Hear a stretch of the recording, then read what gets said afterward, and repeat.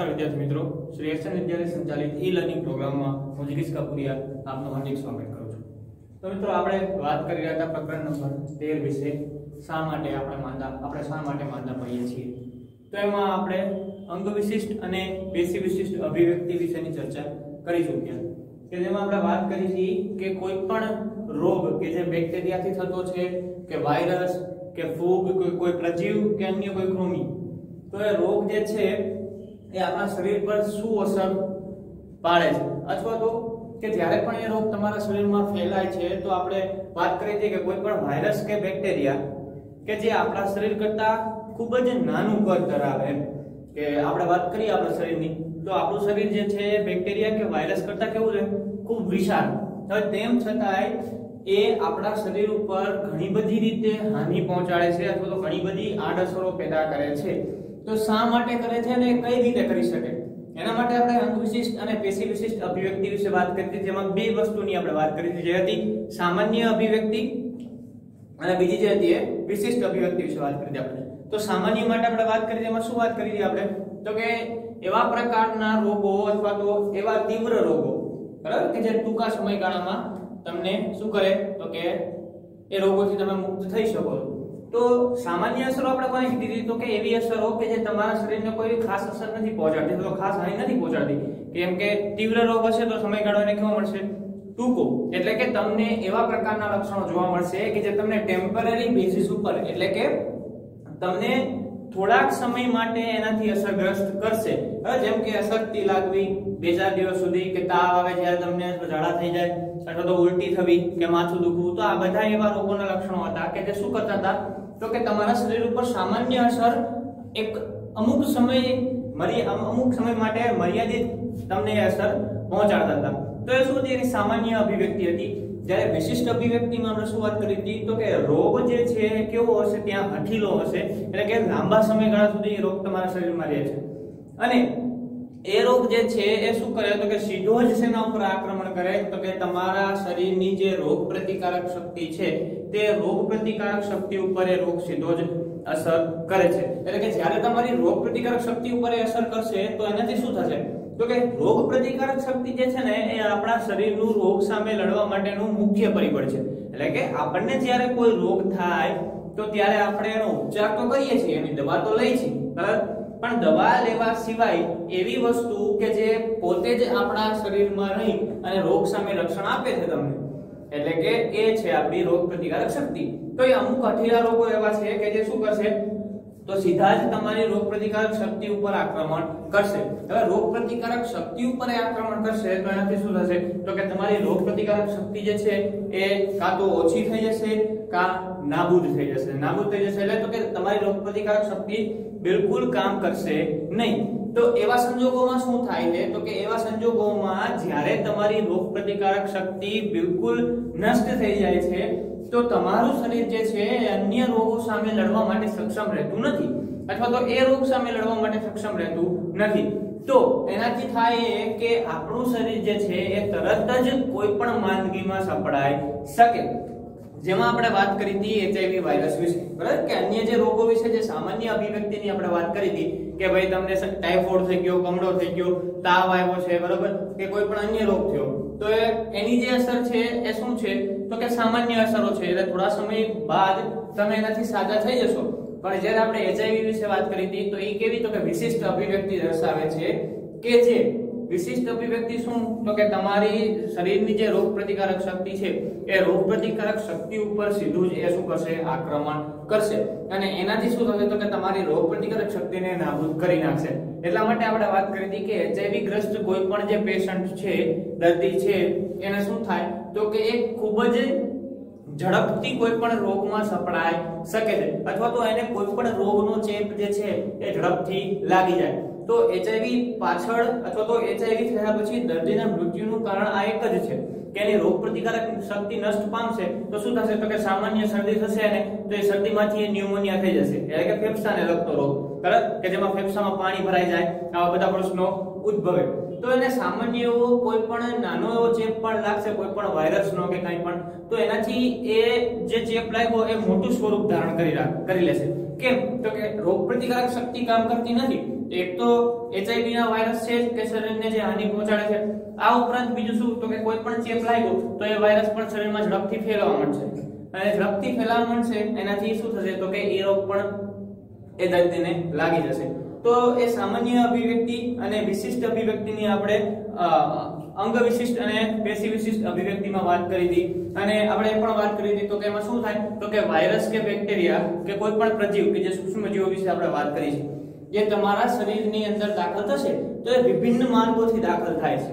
એટલે કે કોઈ બેક્ટેરિયા કે વાયરસ તમારા શરીરમાં નાક દ્વારા દાખલ થાય છે, કોઈ મોઢા દ્વારા દાખલ થાય છે, બરાબર, કે આપણે વાત કરી હતી કે લૈંગિક અંગો દ્વારા દાખલ થાય છે. તો એ અલગ અલગ જગ્યાએથી જે પણ વાયરસ કે બેક્ટેરિયા કે કોઈ પણ સૂક્ષ્મજીવો કે જે તમારા શરીરની અંદર દાખલ થાય છે, તો એ દાખલ થયા બાદ એ શું કરે તો કે જ્યાંથી એ દાખલ થાય છે તે પ્રમાણે અલગ અલગ અંગોને નુકસાન પહોંચાડે છે. જેમ કે આપણે વાત કરી હતી કે જો નાક દ્વારા કોઈ પણ વાયરસ કે સૂક્ષ્મજીવ તમારા શરીરમાં દાખલ થાય છે તો એ સીધો જ છે ને અસર પહોંચાડે તો કે તમારા ફેફસાને અસર પહોંચાડે. કારણ કે આપણે જાણીએ કે નાક દ્વારા જ્યારે પણ એ સૂક્ષ્મજીવ તમારા શરીરમાં દાખલ થશે તો સીધો જ એ ક્યાં જશે તો કે તમારા ફેફસાની અંદર શ્વસન નળીની મારફતથી. તો એનાથી શું થશે તો કે તમારા ફેફસાને હાનિ પહોંચશે. જેમ કે આપણે લૈંગિક અંગો દ્વારા વાત કરી હતી તો એમાં લસિકા ગાંઠોને અસર પહોંચાડે કે જ્યારે લૈંગિક અંગો દ્વારા કોઈ પણ સૂક્ષ્મજીવ તમારા શરીરમાં દાખલ થાય તો લસિકા ગાંઠોને અસર પહોંચાડશે. જેમાં આપણે રક્તકણ અને શ્વેતકણની વાત કરી હતી કે એને પણ શું કરે છે તો કે નુકસાન પહોંચાડે છે. આ ઉપરાંત જો મોઢા દ્વારા તમારા શરીરની અંદર કોઈ સૂક્ષ્મજીવ દાખલ થયા હશે તો તમારું પાચન તંત્ર જે છે એને લગતો કોઈ પણ રોગ તમને થઈ શકે. એટલે કે પાચન તંત્રમાં પછી બધા જ અંગોનો સમાવેશ થઈ જાય કે પાચન તંત્રની અંદર આપણે યકૃત લેશું, જઠર લેશું કે આંતરડું, બરાબર, તો એ બધા જ અંગોને શું કરે છે એ નુકસાન પહોંચાડે છે. તો હવે જ્યારે આપણે અંગ વિશિષ્ટ અને પેશી વિશિષ્ટ અભિવ્યક્તિ વિશે વાત કરી કે આ પ્રકારે કોઈ પણ રોગ જ્યારે શરીરની અંદર દાખલ થાય છે તો જે માર્ગે દાખલ થશે એ માર્ગને અનુસંધાનમાં રહેલા એટલે કે એની સાથે સંકળાયેલા જે અંગો છે તમારા શરીરની જે પેશીઓ છે એને નુકસાન પહોંચાડે છે. તો હવે રોગ થયા બાદ એ થયા પછી તમે શું કરી શકો તો કે એનો ઉપચાર કરી શકીએ આપણે. તો હવે આપણે અહીંયા ચેપ્ટરની અંદર બે ટોપિક તમારા અગત્યના બાકી છે. એક તો જે છે ઉપચારના સિદ્ધાંતો અને બીજો છે રોગને કઈ રીતે અટકાવી શકાય. તો સૌપ્રથમ આપણે વાત કરી લઈએ ઉપચારના સિદ્ધાંતો વિશે. તો જો આપણે વાતથી પરિચિત છીએ કે જ્યારે પણ તમારા શરીરની અંદર તમને કોઈ પણ ખામી દેખાય અથવા તો તમને એવું થાય છે કે મને અસુવિધા થાય છે અથવા તો હું સ્વસ્થ નથી કે મને કોઈ રોગ થયો તો સૌપ્રથમ તો તમે શું કરો? બરાબર, જો અહીં આપણી પાસે કેટલાક પ્રશ્નો છે કે સૌથી પહેલો પ્રશ્ન આપણી પાસે એ છે કે જ્યારે તમે માંદા પડો છો ત્યારે તમે શું કરો છો, અથવા તો તમે જ્યારે માંદા પડો તો ત્યારે તમારા કુટુંબના સભ્યો શું કરે છે. આ ઉપરાંત બીજો આપણી પાસે પ્રશ્ન છે કે થોડો સમય સૂઈ ગયા પછી સારો અનુભવ શા માટે કરો છો. એટલે અહીં આપણને વાત શું કરે કે તમે જ્યારે તમને એવું લાગે છે કે માંદા છો તો ત્યારે તમે શું કરો છો, સૂઈ જાઓ છો. તો તમે જ્યારે સૂઈ અને ઉઠો તો સૂઈ અને ઉઠ્યા પછી તમે સારો અનુભવ શા માટે કરો છો. ત્યારબાદ બીજો પ્રશ્ન આપણી પાસે છે કે ઉપચારમાં દવાનો ઉપયોગ તમે ક્યારે કરો છો. એટલે કે ઉપચાર એટલે શું છે, સારવાર. તો કે કોઈ પણ રોગનો જ્યારે તમે ઉપચાર કરો છો એની સારવાર કરો છો તો એમાં તમે દવાનો ઉપયોગ ક્યારે કરો છો. જો હવે આ ત્રણેય પ્રશ્નોના જવાબ મેળવતા પહેલા આપણે સામાન્ય સમજીએ કે જ્યારે કોઈ પણ વ્યક્તિ માંદી પડે છે અથવા તો એને કોઈ રોગ થાય છે તો એ શું કરે છે. તો સામાન્ય વસ્તુ એવી કે આપણે આ વસ્તુથી પરિચિત છીએ કે જ્યારે તમારા ઘરના કોઈ સભ્ય અથવા તો તમારી આસપાસનો કોઈ વ્યક્તિ કે તમારો મિત્ર એ જ્યારે માંદા પડે તો સૌપ્રથમ વસ્તુ તમે જે કોઈ પણ વ્યક્તિના મોઢે સાંભળો છો એ શું સાંભળો છો તો એવું સાંભળો છો કે તમે આરામ કરો અથવા તો સૂઈ જાઓ. બરાબર, તો હવે આરામ કરવો અથવા તો સૂઈ જવું એ શું છે તો મુખ્ય બે વિકલ્પ છે. સામાન્ય રીતે એવું થતું હોય કે માની લો કે તમને તાવ આવે છે, બરાબર, તો તમે શાળામાં અભ્યાસ કરતા હોય તો તાવ આવે તો શું કરશો, તમે સવારે ઉઠો અને હવે તમને એવું લાગે છે કે તમને આજે તાવ છે તો શું કરશો તમે, તો તમે એ દિવસે શાળાએ જશો નહીં. અને બીજું શું તો કે તમે એ દિવસે સૂઈ રહ્યો એટલે કે એક દિવસ માટે આરામ કરો છો. તો જો આરામ કરો છો તેમ છતાંય તમને જો તાવ ઉતરતો નથી અથવા તો આરામ કર્યા બાદ પણ તમને એવું લાગે કે હજી મને માથું દુખે છે, બરાબર, અથવા તો કળતર થાય છે, શરીર દુખે છે, તો તમે શું કરશો તો કે પછી તમે ડોક્ટર પાસે જાઓ છો. ડોક્ટર પાસે જઈ અને સારવાર લ્યો છો. કે જેમાં શું કરીએ આપણે તો કે આપણે આપણા શરીરની અંદર જે કંઈ પણ અસુવિધા ઉદ્ભવેલી છે અથવા તો તમને જે કંઈ પણ તકલીફ થાય છે એ તમે ડોક્ટરને કહેશો. ડોક્ટર શું કરશે તો કે જ્યારે તમે તકલીફ વિશે વિસ્તારથી જણાવશો તો એ તમને એના આધારે અમુક પ્રકારની દવાઓ લખી દેશે. હવે એ દવાઓ શેના આધારે લખે તો કે ડોક્ટર જે છે તમારા શરીરની અંદર જોવા મળતા લક્ષણો એટલે કે તમને જે કોઈ પણ અસુવિધા દેખાય છે શરીરની અંદર અથવા તો જણાય છે એ તમે એમને કીધી ત્યારબાદ એ શું કરે તો કે લક્ષણોને આધારે એ અનુમાન લગાડે. બરાબર, આ બાબત વિશે આપણે ચર્ચા આપણા આગળના પીરિયડ લેક્ચરની અંદર કરી ચૂક્યા છીએ કે સારવાર આપણે કઈ રીતે લઈએ છીએ. તો ડોક્ટર શું કરશે તો કે સૌથી પહેલા તો એના આધારે અનુમાન લગાવશે કે તમને આવા પ્રકારની કોઈ તકલીફ છે અને એના આધારે શું કરશે તમને દવાઓ આપશે. હવે દવાઓ લીધા બાદ તમને એવું જણાવવામાં આવે કે બે દિવસ 3 દિવસ કે 5 દિવસ પછી જો ફેર ન પડે તો ફરી બતાવવા આવજો. તો તમે જ્યારે 3 દિવસ કે 5 દિવસ એ દવાનો કોર્સ કરો છો બરાબર, તો ત્યારે શું કરશો તો કે 5 દિવસનો કોર્સ થયા પછી તમને જો રોગ મટી જાય છે તો તમે ફરીથી બતાવવા જતા નથી.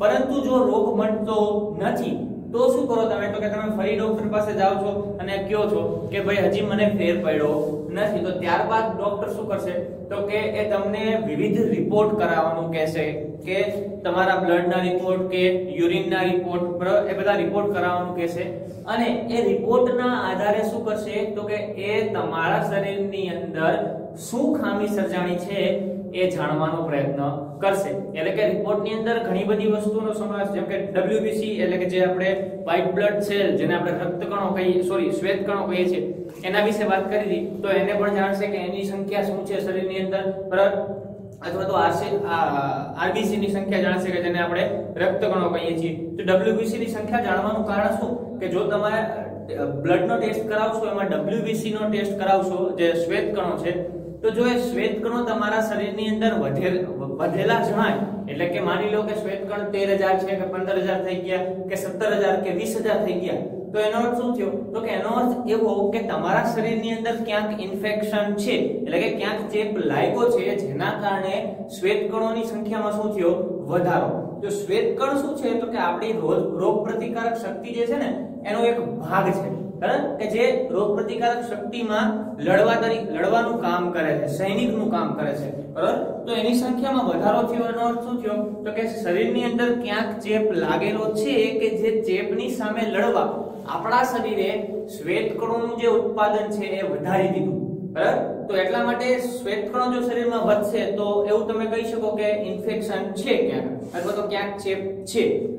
તો આ બધી બાબતો તો શું થઈ તો કે તમે ઉપચાર કઈ રીતે કરાવો છો એના વિશે આપણે ચર્ચા કરી. પણ હવે આપણે અહીંયા આવી જઈએ આપણે કે જ્યારે તમે માંદા પડો છો ત્યારે શું કરો છો તમે તો જો અહીંયા બે વસ્તુ આપણે કરી. એક તો તમે શું કર્યું આરામ કરો છો, બીજી વસ્તુ શું કરી તો કે તમે સારવાર લીધી અથવા તો તમે એનો ઉપચાર કર્યો બરાબર, અથવા તમે એવું કહી શકો કે તમે દવા દ્વારા એ રોગને મટાડવાનો પ્રયત્ન કર્યો. તો જો જ્યારે તમે દવાથી પણ એને મટાડવાનો પ્રયત્ન કરો છો જ્યારે તમને ડોક્ટર એવું કહે કે 3 દિવસ પછી કે 5 દિવસ પછી બતાવવા આવજો તો ત્યારે શું કરશો તમે તો તમે દવા તો લેશો સાથે સાથે આરામ પણ કરો છો ને બરાબર. તો વસ્તુ શું થઈ અહીંયા તો ઉપચાર માટેના મુખ્ય બે ઉપાયો થયા બરાબર. તો સંસર્ગજન્ય રોગોના ઉપચાર માટે મુખ્ય કેટલા ઉપાય થયા બે.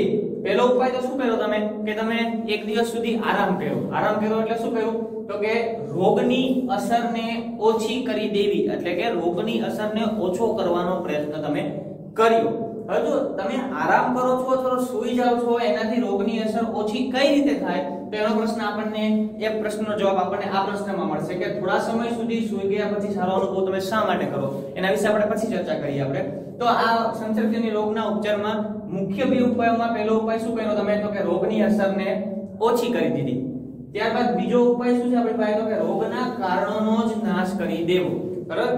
તો બીજી વસ્તુ તમે શું કરો કે રોગ થવા પાછળ જે કારણ છે એ કારણને તમે નષ્ટ કરી દો જેથી કરીને શું થાય તો કે તમે રોગથી બચી શકો અથવા તમને રોગ મટાડી શકાય. તો હવે આ બે બાબતો વિશે આપણે વાત કરીએ કે અસર તમે કઈ રીતે ઓછી કરી શકો છો અને એના કારણોનો નાશ કઈ રીતે કરી શકો છો. તો જો તમે જ્યારે થોડા સમય માટે સૂઈ જાવ છો તો એનાથી શું થાય સામાન્ય રીતે વાત કરીએ તો તમે રોજ સવારે ઉઠો ત્યારથી માંડી અને રાત્રે જ્યારે સૂવો છો એ દરમિયાન તમે ઘણી બધી પ્રવૃત્તિ કરો છો.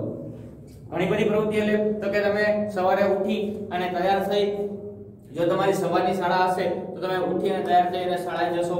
શાળાએથી આવ્યા બાદ બપોરે શું કરો? તમે જમો, જમીને થોડી વાર આરામ કર્યા બાદ તમે રમતા હશો, રમી અને પાછું હોમવર્ક કરો, પાછા તમે સાંજે રમવા જાવ છો બહાર.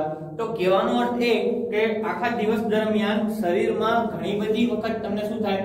શ્રમનો અનુભવ થાય છે. એટલે કે દિવસ દરમિયાન તમે ઘણી બધી વખત શ્રમ કરો છો કે જેને આપણે કહીએ કે શક્તિનો ઉપયોગ અથવા તો તમારા શરીર દ્વારા એવી પ્રવૃત્તિઓ કરવામાં આવે છે કે જેનાથી તમારા શરીરની શક્તિ જે છે એ શું થાય? ઓછી થાય. બરાબર? આપણે જાણીએ કે આપણને શક્તિ કેવી રીતે મળે? તો કે ખોરાક લેવાથી આપણને શક્તિ મળે છે. હવે તમે વિચારો કે તમે માની લો કે શાળાએથી આવ્યા બાદ સાંજે ક્રિકેટ રમવા માટે જાઓ. બરાબર? હવે ક્રિકેટ રમવા માટે જશો તો તમે 1.5-2 કલાક સુધી ક્રિકેટ રમો છો. તો ક્રિકેટ રમ્યા બાદ તમને થાકનો અનુભવ થશે. થાય છે? હા. તો એ થાકનો અનુભવ શું છે? તો કે તમારા શરીરની શક્તિ જે છે એ વેડફાણી ત્યાં. એટલા માટે તમને શું થયું? તો કે થાકનો અનુભવ થયો. તો આવી અનેક બધી પ્રવૃત્તિ, જેમ કે શાળાએથી તમે આવશો તો શાળાએથી આવ્યા બાદ પણ શું થાય તમને? તો કે થાકનો અનુભવ થાય છે. તો શા માટે થાકનો અનુભવ થયો? તો કે શાળાએ તમે આવશો તો તમે જો સાયકલ લઈને આવતા હશો તો સાયકલ ચલાવીને આવશો. શાળાએ તમે 2 કે 3 પિરિયડ ભરશો, ત્યારબાદ શું થાય? તો કે રિસેસ પડશે તો રિસેસમાં નાસ્તો કરી તમે તમારા મિત્રો સાથે રમો છો. બરાબર? તો આ બધી પ્રવૃત્તિ જે છે શું છે? તો કે તમારા શરીરની શક્તિનો ક્યાંક ને ક્યાંક ઉપયોગ કરે છે. બરાબર? તો આપણે સૌથી મેઈન એ વસ્તુ શું થઈ? તો કે કાર્ય કરવું અથવા તો કામ કરવું. એનાથી શું થશે? તો કે તમારા શરીરની શક્તિ અથવા ઊર્જા એનો વપરાશ થશે. તો જ્યારે તમે કાર્ય કરો છો તો શરીરની શક્તિનો અથવા તો ઊર્જાનો વપરાશ થાય છે. હવે એ શક્તિ કે એ જ ઊર્જા એનો તમે શું કરો છો? જ્યારે તમે માંદા પડો છો ત્યારે બચાવ કરો છો. એટલે કે જ્યારે તમે સૂઈ જાવ છો તો એનાથી શું થાય? તો જે તમારે આખા દિવસનું તમારી પ્રવૃત્તિ હતી અથવા તો કાર્ય હતું એને તમે શું કરો? તો એક દિવસ માટે બંધ રાખો. એટલે કે તમે રમવા માટે નથી જતા, શાળાએ નથી જતા, હોમવર્ક નથી કરતા એ દિવસે, કે કોઈ અન્ય એવું કાર્ય નથી કરતા જેથી કરીને તમારા શરીરને શ્રમ પડે. બરાબર? અથવા તો એને શક્તિનો શું થાય? વપરાશ થાય. ત્યાં આપણે શું કરીએ? શક્તિનો બચાવ કરીએ. તો તમે જ્યારે દિવસ દરમિયાન આખો દિવસ સૂઈ રહ્યો છો અથવા તો આરામ કરો છો, બરાબર? તો એનાથી શું થશે? તો કે શક્તિ જે તમારા શરીરની વેડફાઈ જવાની હતી અથવા તેનો વપરાશ થવાનો હતો એ શક્તિ શું થાય? બચશે. હવે શક્તિ બચશે, એ શક્તિનો તમે શેમાં ઉપયોગ કરશો? તો કે તમારું શરીર એ શક્તિ અથવા તો એ ઊર્જાનો ઉપયોગ તમને જે કોઈ પણ રોગ થયો અથવા તો જે કોઈ પણ અસુવિધા દેખાય છે શરીરની અંદર એની સામે લડવા માટે કરશે. એટલે કે આપણું શરીર જે છે એને આ જે પણ શક્તિ કે ઊર્જાનો તમે બચાવ કર્યો એ સીધી જ શેમાં ઉપયોગી થશે? તો કે તમારી રોગ પ્રતિકારક શક્તિમાં ઉપયોગી થશે. બરાબર? કે તમે ઊર્જાનો સંગ્રહ કરશો અથવા તો ઊર્જાને બચાવશો એ સીધી જ શેમાં ફાયદાકારક થશે? તમારી રોગ પ્રતિકારક શક્તિની અંદર. એટલે કે તમારા શરીરમાં એવું આપણે કહી શકીએ કે જે થકાન લાગતી હશે એ થકાન જે છે એ તમને હવે અનુભવાશે નહીં. શા માટે? તો કે ઊર્જાનો બચાવ થયો. બરાબર? હવે તમે વિચારો કે માની લો તમને તાવ આવતો હોય અને તમે તાવ આવતો હોય દરમિયાન પણ જો તમે ક્રિકેટ રમવા જશો કે કોઈ તમારા દોસ્તારો સાથે કે ભાઈબંધ સાથે ફરવા માટે કે રમવા માટે જશો તો શું થશે? તમને જે રોજિંદા તમારી જે પ્રવૃત્તિ છે અથવા તો રોજ તમે જે રીતે રમવા જાવ છો એ દિવસે લાગતો હશે એનાથી ડબલ થાક લાગશે. બરાબર? શા માટે થાક લાગશે ડબલ? તો કે એક તો તમારું શરીર જે છે એ આ બધી પ્રવૃત્તિમાં ઊર્જાનો ઉપયોગ કરે છે. આ ઉપરાંત તમારી રોગ પ્રતિકારક શક્તિ જે છે એને પણ ઊર્જાની જરૂર પડે છે. શેના માટે? તો કે રોગની સામે લડવા માટે. એટલે એ દિવસે તમને વધારે થાક એટલા માટે લાગે છે કારણ કે તમારું શરીર વધારે ઊર્જા ખર્ચે છે. કેમ કે અહીંયા રોગ સામે લડવા માટે પણ ઊર્જા ખર્ચે છે અને તમે જે કાર્ય કરો છો એ કાર્ય માટે પણ ઊર્જા ખર્ચે છે. તો એટલા માટે શું કરી છે આપણે? તો તમે જ્યારે માંદા પડો ત્યારે તમે શું કરો? તો સૌથી પહેલી વસ્તુ આપણે કરીએ છીએ આરામ, બરાબર? તો અહીંયા આપણા પહેલા પ્રશ્નનો જવાબ આપણને મળી ગયો. ત્યારબાદ થોડા સમય સુધી સૂઈ ગયા પછી સારો અનુભવ શા માટે કરો? તો એના વિશે આપણે ચર્ચા કરી કે જ્યારે તમે તમારા રોજિંદા જીવનની જે કંઈ પણ પ્રવૃત્તિઓ છે એને બંધ કરી દો છો અને તમે સૂઈ જાઓ છો અથવા તો આરામ કરો છો, તો એનાથી શું થાય? તો કે તમારા શરીરમાં જે કંઈ પણ ઉર્જા રહેલી છે એ ઉર્જાનો સંગ્રહ થાય છે અને એ ઉર્જા શું થાય? તો કે તમારા રોગપ્રતિકારક શક્તિને ઉપયોગમાં લઈ શકાય. શેમાં? તો કે રોગ સામે લડવા માટે. એટલા માટે થઈ અને તમે શેનો અનુભવ કરો છો? તો કે સારો અનુભવ કરો છો. હવે સામાન્ય વાત કરી, તમને માથું દુખતું હશે તો શું થાય? તો કે તમને માથું દુખતું તો શું તમે માથું દુખવાની દવા લ્યો છો? હા, ઘણા બધા લોકો લે પણ છે. એટલે કે એવા લોકો કે જેને વારંવાર માથું દુખતું હોય અને ઝડપથી ઉતરતું ન હોય તો એ લોકો શું કરે? દવા લે છે. ખરેખર લેવી ન જોઈએ. જો તમને માથું દુખતું હોય, સખત માથું દુખતું હોય, ત્યારે તમે શું કરો? તો તમે સૂઈ જાઓ 2 કલાક માટે, બરાબર? અથવા તો 4 કલાક માટે. હવે સૂઈ જવાથી શું થશે? તો સામાન્ય વસ્તુ વિચારો કે તમે જ્યારે સૂઈ જાઓ તો ત્યારે જે તમારા મગજની પ્રવૃત્તિ છે એ બંધ થઈ જાય. જો એવું નથી કે આપણું મગજ શ્રમ નથી કરતું, બરાબર? તમે ઘણી બધી વખત એવા લોકોને સાંભળ્યા હશે કે જે લોકો મતલબ કે એજ્યુકેશન ફિલ્ડમાં વિદ્યાર્થી છે કે પછી આગળ કોલેજમાં એમાં અભ્યાસ કરે છે કે પણ એનાથી પણ ઉચ્ચતર અભ્યાસ કરે છે, કે જે લોકોને દિવસ દરમિયાન 12 કલાક 14 કલાક અભ્યાસ કરવો પડે છે, બરાબર? અત્યારે આ સ્ટેજ ઉપર તમારે એટલો બધો અભ્યાસ તો કરવાનો થતો નથી, પણ એવા લોકો જે છે એ તમે ઘણી બધી વખત સાંભળ્યું હશે કે ભાઈ એમના પેરેન્ટ્સના મોઢે અથવા તો કોઈ અન્ય લોકોના મોઢે કે એને ગઈકાલે 12 કલાક સુધી વાંચતો હતો કે 14 કલાક સુધી વાંચતો હતો, તો બહુ વધારે માત્રામાં એ ભણતો હતો, તો એનાથી શું થયું? તો કે એનાથી એને અત્યારે માથું દુખે છે તો સૂઈ ગયો છે. તો જો અહીંયા શું હોય કે જ્યારે તમે અભ્યાસ કરો છો તો તમારા મગજને કોઈ પણ પ્રવૃત્તિ સાથે સંકળાયેલું રાખો છો તો ત્યારે તમારું મગજ જે કામ કરે છે ને, બરાબર? તો એ શું છે? તો એ મગજનો શ્રમ છે. તમે જ્યારે માની લો કે વિજ્ઞાનના કોઈ પણ એક મુદ્દાને ભણો છો, એટલે કે માની લો ન્યૂટનનો ગતિનો નિયમ છે કે પછી વેગમાન સંરક્ષણનો નિયમ છે, તો તમે જ્યારે એને યાદ રાખવાનો પ્રયત્ન કરો છો અથવા તમે જ્યારે એને ગણો છો કે કોઈ દાખલા ગણો છો, તો ત્યારે શું થશે? તમારું મગજ જે છે એ સતર્ક હોય અને સતત એ વિચારતું રહે અથવા તો શું કરતું રહે? તો કે કામ કરતું રહે. તો એ મગજનો શ્રમ છે. તો જ્યારે તમને માથું દુખે છે ત્યારે તમે બધી જ પ્રવૃત્તિઓ બંધ કરી અને સૂઈ જાઓ તો શું થશે? તો એનાથી તમારા મગજને આરામ મળશે, બરાબર? તો આરામ મળવાના કારણે શું થશે? તો કે જે કોઈ પણ સ્નાયુ તમારા જે છે કે જે દુખે છે, હવે દુખવા પાછળનું કારણ શું? એનો શ્રમ. તો એ દુખતા હશે એ હવે શું થશે? તમને એમાં સારો અનુભવ થશે. શા માટે? કારણ કે તમે આરામ કર્યો, જેથી કરી અને તમારા મગજના એ સ્નાયુઓને પણ શું થયું? આરામ મળ્યો. એનાથી એ પોતે જે છે એ થોડું સારો અનુભવ કરશે. જેમ કે તમે તમારી જ વાત કરો કે તમે જ્યારે બહુ જ થાકી ગયા હો અને થાક લાગ્યો છે તમને સખત, હવે તમે શું કરો? પછી સૂઈ જાઓ છો. અથવા તો રોજની જ વાત કરીએ આપણે તો કે સવારે ઉઠી અને સાંજે સૂઈ ત્યાં સુધી તમે જે કોઈ પણ કાર્ય કર્યું તો એ કર્યા પછી તમે રાત્રે સૂઈ જાઓ તો શું થાય? સવારે ફરીથી તમે જ્યારે ઉઠો છો ત્યારે તમે તંદુરસ્તીનો અનુભવ કરો છો, ફ્રેશ અનુભવ. શા માટે? તો તમને જે થાક લાગ્યો તો એની સામે તમે રાત્રિ દરમિયાન આરામ કર્યો તો એ આરામ શું કરશે? તો કે તમારા શરીરને શું આપે?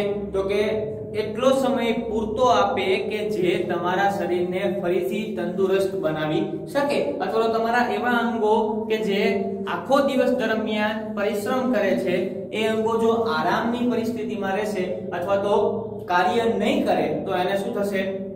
તો કે જે કોઈ પણ એમાં તમને તકલીફ લાગે છે અથવા તો તમને જે કોઈ પણ એમાં અસુવિધા લાગે છે એ દૂર થશે. શેનાથી? આરામ કરવાથી. તો અહીંયા આપણે વાત શું કરી? તો કે થોડો સમય સૂઈ ગયા પછી સારો અનુભવ તમે શા માટે કરો? તો કે આરામ કરશો એનાથી શક્તિનો બચાવ થશે અથવા તો ઉર્જાનો બચાવ થશે કે જે તમને રોગપ્રતિકારક શક્તિમાં શું કરશે? ફાયદાકારક નીવડશે, જેથી કરીને તમે સારો અનુભવ કરો છો. જો અહીંયા આરામ કરવાથી તમને માત્ર સારો અનુભવ થાય છે, બરાબર? અથવા તો સૂઈ જવાથી તમને માત્ર સારો અનુભવ થાય છે, એનાથી રોગને મટાડી શકાતો નથી. તો એટલા માટે આપણને ત્રીજો પ્રશ્ન અહીંયા ઈ થાય છે કે ઉપચારમાં દવાનો ઉપયોગ તમે ક્યારે કરો છો? તો આપણે વાત કરી કે ઉપચારમાં દવાનો ઉપયોગ તમે ક્યારે કરો? તો તમે જ્યારે પણ તમને રોગ જણાય છે અથવા તમને એવું લાગે છે કે અસુવિધા છે અથવા તો તમે તંદુરસ્ત નથી અથવા અસ્વસ્થ છો, તો તમે શું કરો? સૌથી પહેલા તમે પહેલો જ ઉપાય આરામનો એટલે કે રોગની અસરને ઓછી કરવાનો ઉપાય કરો છો. એ તમને જો કારગત નીવડતો નથી એટલે કે આરામ કર્યા બાદ પણ જો તમને સારું થતું નથી, ત્યારબાદ તમે શું કરો છો? તો કે ત્યારબાદ તમે ઉપચારમાં દવાનો ઉપયોગ કરો છો. એટલે આપણે પહેલો પ્રયત્ન શું કરીએ છીએ? તો કે રોગની અસરને ઓછી કરીએ છીએ, બરાબર, અથવા તો ઓછી કરવાનો પ્રયત્ન કરીએ છીએ. જે શેનાથી થઈ શકે? તો કે આરામ કરવાથી. રોગની અસર ઓછી આરામ કરવાથી થશે, બરાબર. તો તમે સૌપ્રથમ રોગની અસરને ઓછી કરવાનો પ્રયત્ન કરો છો. જ્યારે તમારા શરીરની અંદર રોગની અસર ઓછી થઈ શકતી નથી અથવા તો અસર ઓછી તમે આરામથી કરી શકતા નથી, ત્યારબાદ તમે શું કરો છો? તો કે ઉપચારમાં તમે દવાનો ઉપયોગ કરો છો. ત્યાં સુધી આપણે ઉપચારમાં દવાનો ઉપયોગ કરતા નથી. હવે આપણે બીજા મુદ્દા વિશે જો આ રોગની અસર ઓછી કરવી એના વિશે આપણે વાત કરી લીધી. શેનાથી કરશો? તમે આરામથી. એટલે કે જે કોઈ પણ રોગ તમારા શરીરમાં દાખલ થયો તો એ રોગની સામે તમે કઈ રીતે એની અસર ઓછી કરો? તો આરામ કરશો. શરીરને એનાથી શું મળશે? તો કે ઊર્જા મળશે. કેમ કે અહીંયા ઊર્જાનો શું થાય છે? સંગ્રહ થાય છે. હવે બીજા મુદ્દા વિશે આપણે વાત કરી કે રોગના કારણોનો નાશ કરી દેવો. તો રોગના કારણોનો નાશ તમે કઈ રીતે કરશો? તો કે દવાના મારફતથી. એટલે કે તમે દવા લઈ અને શું કરશો? તો કે રોગના કારણનો તમે નાશ કરી દો છો. હવે જો દવા લઈને તમે રોગના કારણનો નાશ કઈ રીતે કરી શકો? તો એનું ઉદાહરણ આપણે લઈએ કે માની લ્યો તમને શું થાય? તો કે માથું દુખે છે, અથવા તો અહીંયા એક ઉદાહરણ લઈએ આપણે કે પેટમાં દુખવું. હવે જો તમે રોગના કારણનો નાશ કરો છો તો એ માથું દુખવું અથવા તમને પેટમાં દુખવું તો એના ઘણા બધા કારણો હોઈ શકે. જેમ કે તમને માન લો કે માથું દુખે છે તો એનું કારણ ઘણું બધું હોઈ શકે. તમને સામાન્ય માથું પણ દુખતું હોય, ટાઇફોઇડ થયો છે તો પણ માથું દુખે, મેલેરિયા થયો છે તો પણ માથું દુખે, તાવ આવે છે તો પણ માથું દુખે છે. કોરોનાની વાત કરીએ તો કોરોનામાં પણ એક લક્ષણ છે કે માથું દુખવું. એટલે કે માથું દુખવાના કારણો ઘણા બધા છે, બરાબર. તો સૌપ્રથમ તમે શું કરશો? સૌપ્રથમ તો માથું દુખતું છે તો તમે આરામ કરશો. આરામ કર્યા બાદ પણ તમને હજી તમે એક દિવસ આરામ કર્યો તોય માથું દુખતું નથી તો તમે શું કરશો? તો કે સામાન્ય દવા લેશો. એટલે કે સ્ટોપેક છે કે ક્રોસિલ છે તો એવી કોઈ પણ દવા લેશો કે જે માથાના દુખાવામાં તમને રાહત આપે છે. તો તમે એ દવા લેશો અને જો તમને સામાન્ય માથું દુખતું હશે તો શું થશે? કે તમને માથું દુખતું બંધ થઈ જશે. એટલે કે સ્ટોપેક અથવા તો કોઈ ક્રોસિલ છે એ એનું કામ શું છે? તો કે તમને માથું દુખવાનું કારણ શું? તો કે તમે એવો કોઈ માનસિક શ્રમ કર્યો છે કે જેના કારણે તમારા મગજના સ્નાયુઓ જે છે એ થકાનમાં છે. તો એ દવા લેવાથી શું થશે? એને એ આરામ આપશે અથવા તો એને શક્તિ પૂરી પાડશે. એથી હવે તમને માથું દુખતું બંધ થઈ જશે. જો તમને સામાન્ય માથું નથી દુખતું, ટાઇફોઇડ કે મેલેરિયાના કારણે દુખે છે તો એ તમને જે એટ અ ટાઈમ ની રાહત આપશે. એટલે કે તમને માની લો કે માથું દુખતું હશે ને તમે ક્રોસિલ કે સ્ટોપેક લેશો તો એનાથી તમને 2 કલાક કે 4 કલાક માથું દુખતું બંધ થઈ જશે, પણ ફરી પાછું દુખવાનું ચાલુ થશે. તો એનો અર્થ શું થયો? તો કે રોગનું કારણ જે છે એ સામાન્ય માથું અથવા માનસિક શ્રમ નથી, પરંતુ રોગનું કારણ શું છે? તો કે ટાઇફોઇડ અથવા તો મેલેરિયા. તો હવે એની માટે તમારે શું કરવું પડશે? તો કે ટાઇફોઇડ અથવા મેલેરિયાની તમારે દવા લેવી પડશે. તો જ એ દવા જે છે એ એના કારણનો નાશ કરશે અને તમને માથું દુખતું બંધ થશે. તો એના માટે તમે શું કરશો? ડોક્ટર પાસે જશો, દવા લેશો કે જે અથવા તો રિપોર્ટ કરાવશે તો તમે રિપોર્ટ કરાવશો. એ બાદ તમને ખબર પડશે કે તમને જો ટાઇફોઇડ કે મેલેરિયા થયો છે તો તમને ડોક્ટર એની દવા આપશે અને એટલા માટે થઈ અને જે કોઈ પણ માથું દુખવા પાછળના કારણ છે એની સામે તમને શું થશે? રાહત મળશે. બીજી વાત કરીએ આપણે પેટમાં દુખાવાની.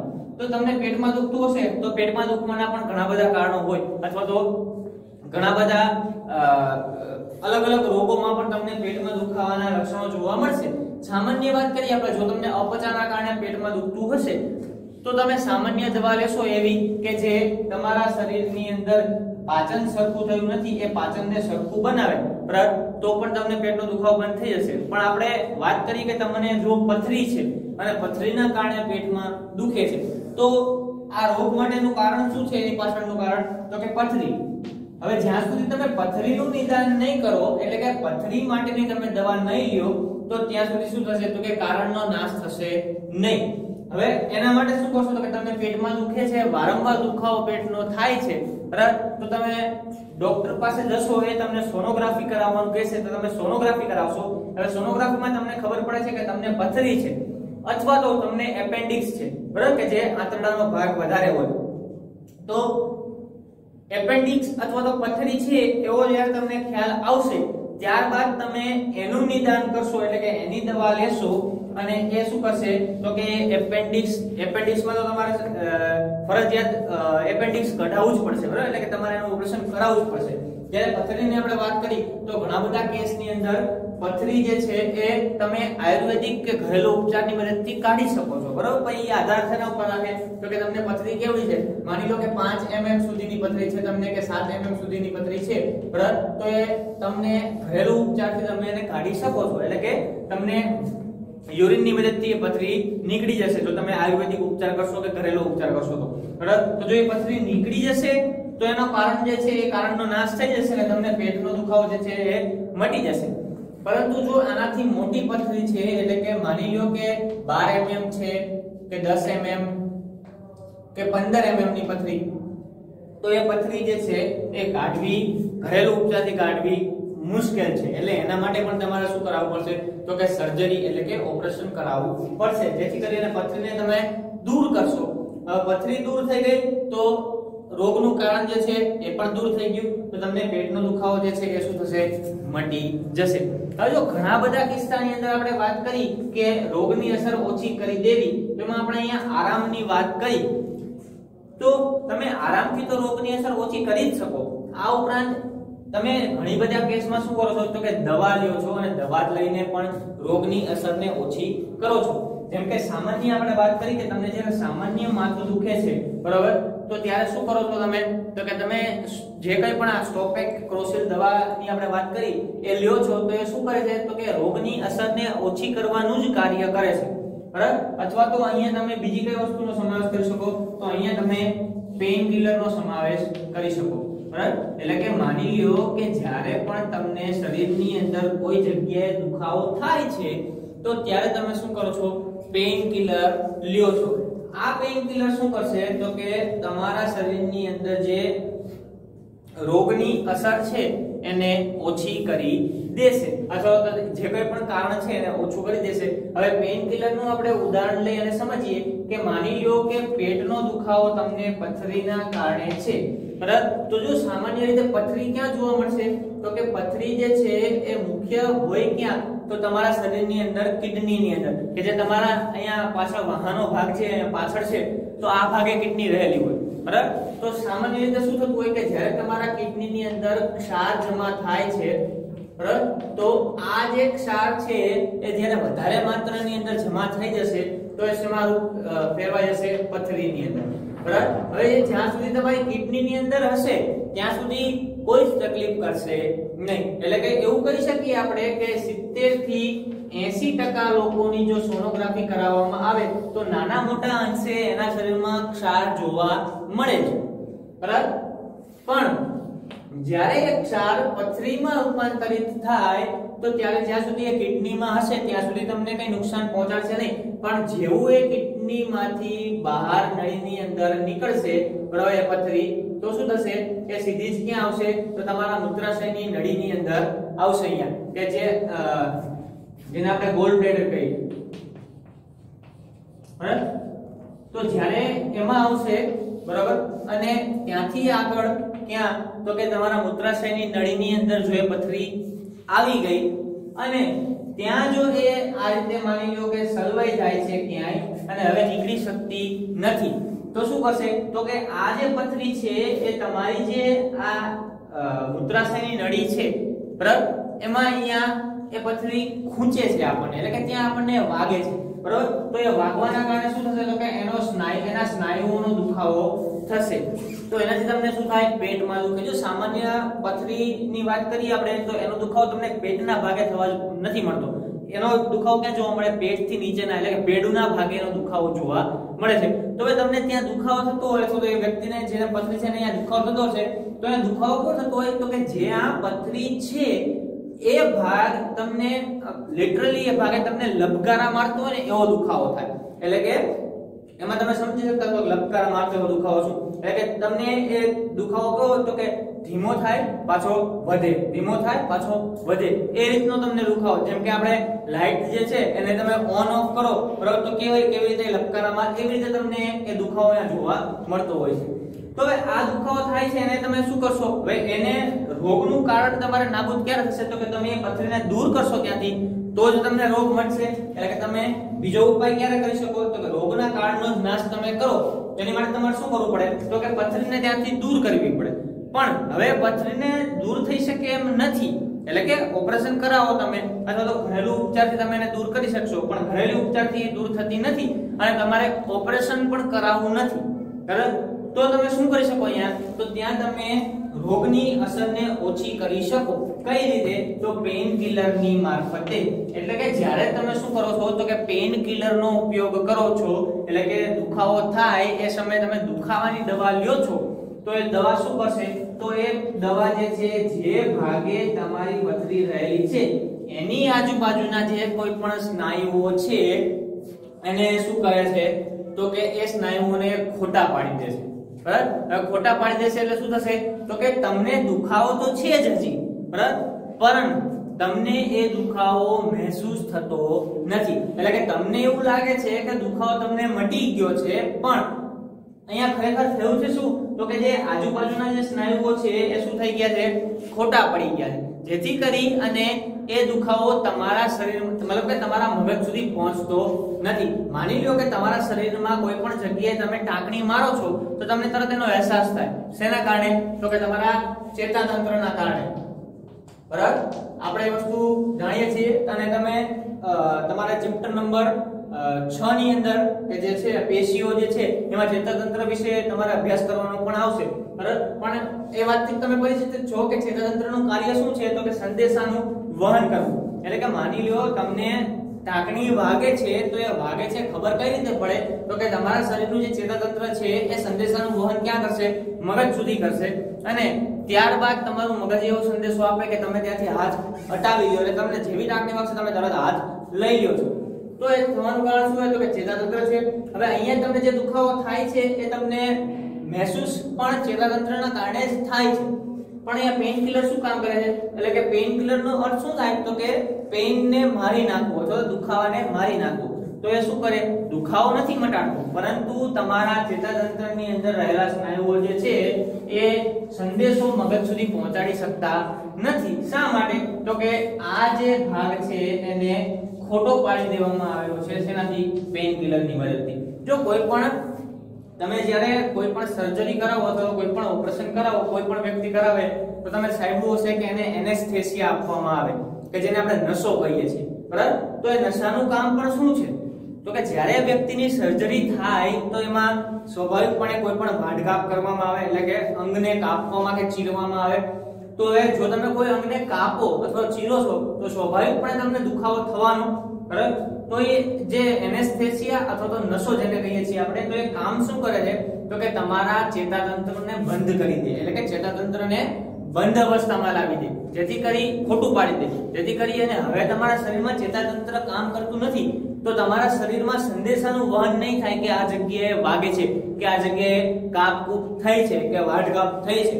તો જેનાથી શું થાય તો કે તમને દુખાવો મહેસૂસ થાય નહીં. એટલે કે જ્યારે પણ ડોક્ટર ત્યાં ચીરો મૂકે છે તો તમને ખબર નહીં પડે કે ત્યાં ચીરો મૂકેલો છે. કેમ કે તમે તો બેભાન અવસ્થામાં છો. હવે એ વસ્તુ પણ જો કે હાઈ લેવલની વસ્તુ છે કે જે એનેસ્થેસિયામાં આપવામાં આવે તો એ અલગ અલગ રીતે આપવામાં આવતો હોય. માની લો કે જે કોઈ નાની એવી વાઢઘાપ હોય તો તમારા એટલા શરીરના એટલા ભાગ પૂરતો એનેસ્થેસિયા આપવામાં આવે કે જે તમારા શરીરના એટલા જ ભાગને શું કરશે તો કે બેભાન અવસ્થામાં અથવા તો એટલા જ ભાગને ખોટો પાડશે. જો મોટી સર્જરી હશે તો આખા શરીરને શું કરવામાં આવે તો કે નસો આપી અને ખોટું પાડવામાં આવે છે બરાબર. તો એ મુખ્ય વસ્તુ શું થઈ તો રોગની અસરને ઓછી કરવાની થઈ. જ્યારે અહીંયા આપણે બીજી વાત શું છે રોગના કારણોને જ નાશ કરી દેવો. તો જો રોગની અસર ઓછી કરવાથી તમે રોગને મટાડી શકતા નથી, પરંતુ જ્યારે તમે રોગના કારણનો નાશ કરો છો એટલે કે દવા લઈ અને તમે રોગની પાછળના જવાબદાર જે કોઈ પણ કારણ છે એને જ જો તમે નષ્ટ કરી દો તો તમે રોગમુક્ત થઈ જાવ છો, પણ અહીંયા રોગના કારણને નષ્ટ તમે કઈ રીતે કરી શકો? તો જો રોગના કારણને નષ્ટ કરવા માટે આપણે સૌપ્રથમ તો કારણ જાણવું પડશે કે કારણ શું છે, બરાબર? તો એની માટે જે કોઈ પણ સૂક્ષ્મજીવ કે બેક્ટેરિયાથી થતો રોગ હશે, બરાબર, તો તમે એ બેક્ટેરિયા કે સૂક્ષ્મજીવો માટે મતલબ એમની ઓળખ કરશો. એટલે કે માની લો કે તમને કોઈ વાયરલ ઇન્ફેક્શન થયું અથવા તો કોઈ વાયરસથી ચેપ લાગ્યો છે, તો પહેલા તમને ખબર પડવી જરૂરી છે કે આ વાયરસથી અથવા તો આ વાયરલ ઇન્ફેક્શન તમને થયું છે. જેમ કે કોરોના જે છે તો એ વાયરસથી થતો રોગ છે, તો વાયરલ ઇન્ફેક્શન છે. તો તમે જ્યારે કોરોના ટેસ્ટ કરાવશો, બરાબર, તો જ તમને ખબર પડશે કે કોરોનાના કારણે તમને આ રોગ થયો છે કે નથી થયો, બરાબર? તો એના માટે આપણે શું કરશું? તો જ્યારે આપણને ખબર પડશે કોઈ પણ વાયરસ કે બેક્ટેરિયાથી થયેલો રોગ છે, તો આપણે એને અનુસંધાનમાં એ પ્રકારની દવાઓ લેશું. પણ અહીંયા જો મુખ્ય આપણે વાયરલની વાત કરીએ કે બેક્ટેરિયાની વાત કરીએ, તો આ બાબત ઉપર આપણે આગળ પણ ચર્ચા કરી ગયા છીએ કે બેક્ટેરિયા જે છે એ વિવિધ જૈવ રાસાયણિક પ્રક્રિયા દ્વારા પોતાનામાં વધારો કરે છે. જ્યારે વાયરલ ઇન્ફેક્શન લાગે છે તો વાયરસ જે છે એ જૈવ રાસાયણિક પ્રક્રિયા કરતું નથી. એ શું કરે? તો કે તમારા શરીર ઉપર આધાર રાખે છે કે જ્યાં નવા કોષ બને છે સીધો જ એના ઉપર આક્રમણ કરી અને નવા બનતા કોષની અંદર એ પોતાના વાયરસનો ફેલાવો કરે છે. તો આપણે જ્યારે રોગના કારણનો જ નાશ કરવો છે તો ત્યારે આપણે શું કરવું પડે? તો કે એ પ્રકારે દવા લેવી પડે કે જે માત્ર બેક્ટેરિયાને કે માત્ર વાયરસને જ શું કરે? અસર પહોંચાડે છે.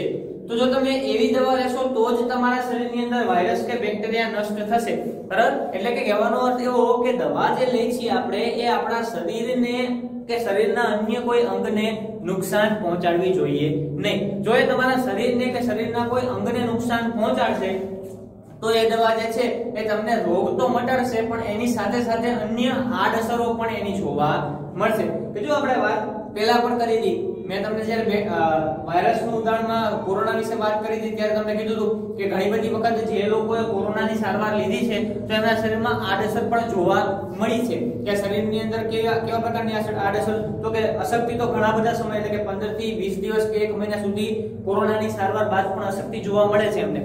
આ ઉપરાંત તો કે મોઢામાં ચાંદા પડી જવા, બરાબર, આંખો લાલ થઈ જવી. તો આ બધી વસ્તુ શું છે? તો કે જે દવા લીધી એ દવાએ વાયરસ ઉપર તો વાયરસને તો નષ્ટ કર્યો છે, આ ઉપરાંત તમારા શરીરને પણ આડઅસર પહોંચાડી.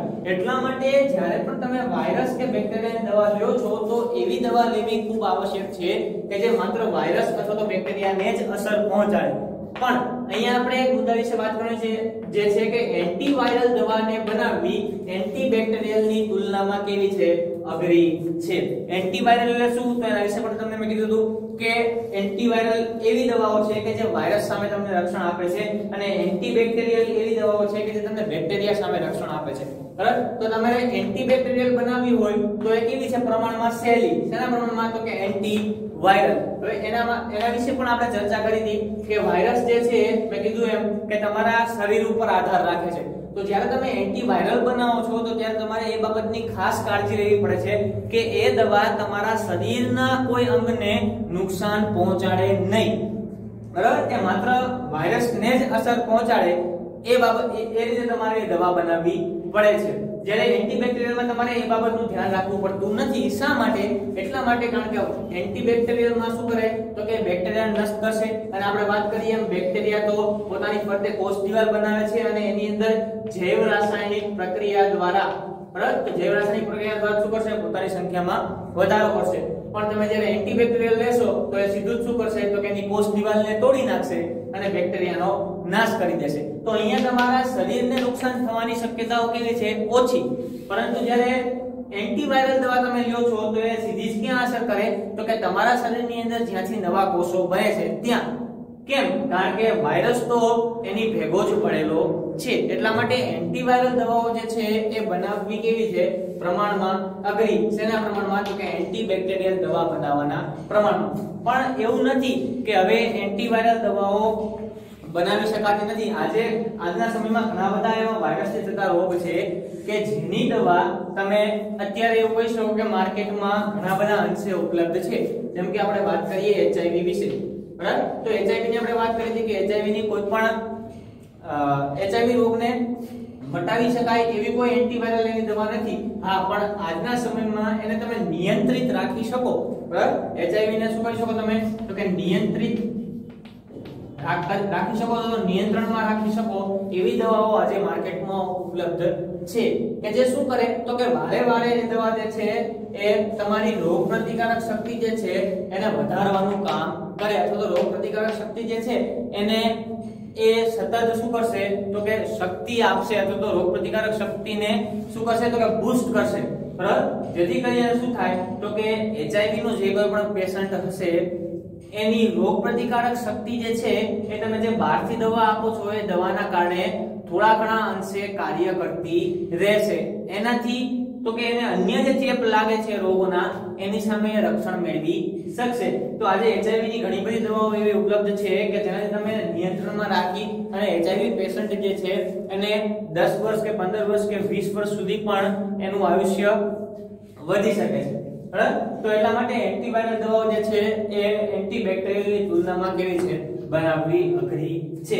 તો આ વાત હતી આપણે મુખ્ય ઉપચારના સિદ્ધાંતોની અંદર કે જેની અંદર આપણે વાત કરી કે ઉપચારના સિદ્ધાંતોમાં મુખ્ય બે બાબતો વિશે ચર્ચા કરી આપણે કે બે રીતે તમે કોઈ પણ વસ્તુનો ઉપચાર અથવા કોઈ પણ રોગનો ઉપચાર કરી શકો છો. કે જેમાં પહેલી બાબત કઈ હતી તો કે રોગની અસરને ઓછી કરી દેવી. એટલે કે કોઈ પણ રોગ થયો તમારા શરીરની અંદર તો તમે પહેલો જ પ્રયત્ન શું કરો છો તો કે એની અસરને ઓછી કઈ રીતે કરી શકાય. બરાબર, તો એમાં આપણે વાત કરી કે તમે રોગની અસરને આરામની મદદથી અથવા તમે સૂઈ જાવ છો એની મદદથી તમે રોગની અસરને ઓછી કરો છો.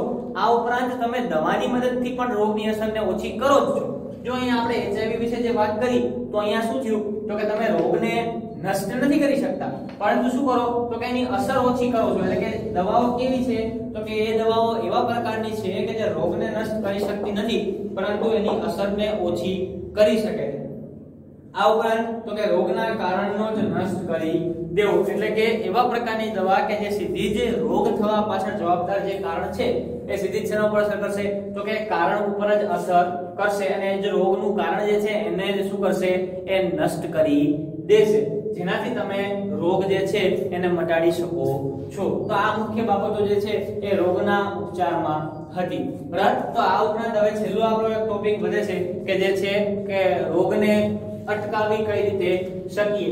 તો જો અત્યાર સુધી આપણે વાત જે કરી તે બાબતમાં શું વાત કરી તો સૌથી પહેલા આપણે આ ચેપ્ટરની અંદર વાત કરી કે તમે સ્વસ્થ છો કે નહીં, એટલે કે સ્વાસ્થ્યની પરિભાષા શું છે, તમે કોને સ્વસ્થ કહી શકો એના વિશે આપણે વાત કરી, સ્વાસ્થ્યના મહત્વ વિશે વાત કરી. બરાબર, આ ઉપરાંત રોગના લક્ષણો વિશે વાત કરી કે જેમાં આપણે વ્યક્તિગત અસર અને સામૂહિક અસર વિશે વાત કરી હતી. આ ઉપરાંત પછી આપણે રોગને બે પ્રકારમાં વિભાજિત કર્યા, એક હતો તીવ્ર રોગ અને બીજો હતો અઠીલો રોગ. એના વિશે આપણે માહિતી મેળવી. એ પછી રોગ થવા પાછળના કારણોમાં આપણે બે પ્રકારના રોગો જોયા, એક સંસર્ગજન્ય રોગ અને બીજો બિન સંસર્ગજન્ય રોગ. તો આ બે પ્રકારના રોગો આપણને કઈ રીતે થાય એટલે કે રોગનો ફેલાવો અને રોગ થવા પાછળના કારણો એના વિશે આપણે વાત કરી.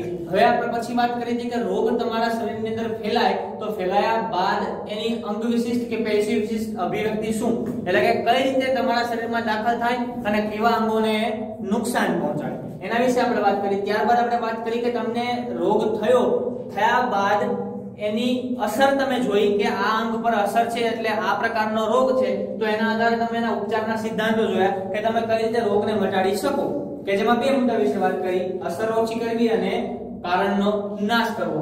અને હવે આપણે વાત કરશું રોગને અટકાવી કઈ રીતે શકાય, એટલે કે એવી બાબતો વિશે આપણે ચર્ચા કરશું કે જો આ બધી બાબતો કઈ હતી કે જે રોગ થયા પછીની, એટલે કે તમને જ્યારે કોઈ પણ રોગ થયો છે એ પછી તમે કેવા પગલા લો છો એ બાબતની વાત છે ઉપચારના સિદ્ધાંતોમાં. પણ હવે જે આપણે વાત કરવાની છે એ બાબતની વાત કરવાની છે કે આપણે રોગને થવા જ નથી દેવો, એટલે કે આપણે રોગ થયા પહેલા જ આપણે શું કરવું છે એને અટકાવી દેવો છે.